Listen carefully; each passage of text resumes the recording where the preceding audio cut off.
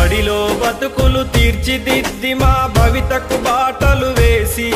అజ్ఞానము చీకటి తొలగించి విజ్ఞానము వెలుగులు పంచి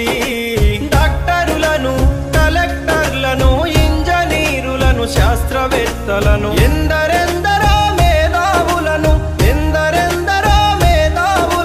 మాకందించిన